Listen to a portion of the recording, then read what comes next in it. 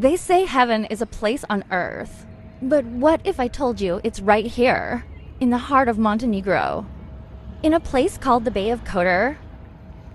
Our journey begins in the ancient town of Kotor, a labyrinth of cobblestone streets, stone archways, and centuries-old churches. You can smell the sea in the air and hear echoes of history in every corner. It's quiet, but never empty. Locals sell fresh figs and cheese from tiny stalls. And the morning sun turns the stone walls golden. Kotor isn't just picturesque, it's cinematic. In fact, some say it looks like something out of Game of Thrones. And they're not wrong. This fortress city has defended the Adriatic for over 1,000 years. As we walk along the promenade, something massive appears in the bay, a cruise ship the size of a small city. It feels surreal. Ancient walls on one side, futuristic tourism on the other. And yet, they coexist. You can sip espresso in a centuries-old square, while watching tourists in sun hats disembark by the hundreds. Leaving Kotor behind, we follow the coastline on foot, and every curve reveals a new postcard. The Bay of Kotor isn't just a bay, it's a hidden fjord of the Mediterranean. Mountains rise sharply from the sea, and every village is like a painting. Stone houses, red roofs, laundry swaying in the breeze. We arrive in Dobrota, a quieter, slower part of the bay. No crowds here, just stillness.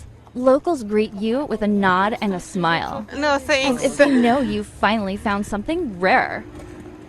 The road hugs the water, and on the other side, old villas turned into cozy guest houses. We sit down to lunch at a tiny konaba, a traditional Montenegrin tavern. Right by the water, fresh octopus, homemade olive oil, sun-dried tomatoes, bread that's still warm. Every bite feels like a secret passed down for generations. And as you eat, the view speaks to you. Boats drift lazily. Children jump from stone piers. And across the bay, the reflection of the mountains dances in the sea. Here, time doesn't stop. It just doesn't matter. But this isn't just a place for tourists. More and more digital nomads are calling Kotor home. Why? Because here, life slows down, but doesn't stop. There's fast Wi-Fi and strong coffee, affordable apartments with sea views. And when you close your laptop, paradise is literally at your doorstep. You start to feel a shift, like you're breathing deeper, thinking clearer. You're not rushing anymore. You're watching shadows move, hearing church bells echo, noticing the color of the sky at dusk. And that cruise ship we saw earlier, it's gone now, back out to sea. But we're still here, still grounded, still present. So maybe the Bay of Kotor isn't just beautiful.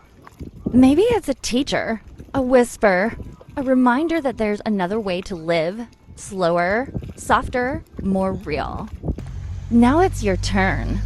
Would you trade the noise for this kind of silence? Would you swap your deadlines for sunsets like this?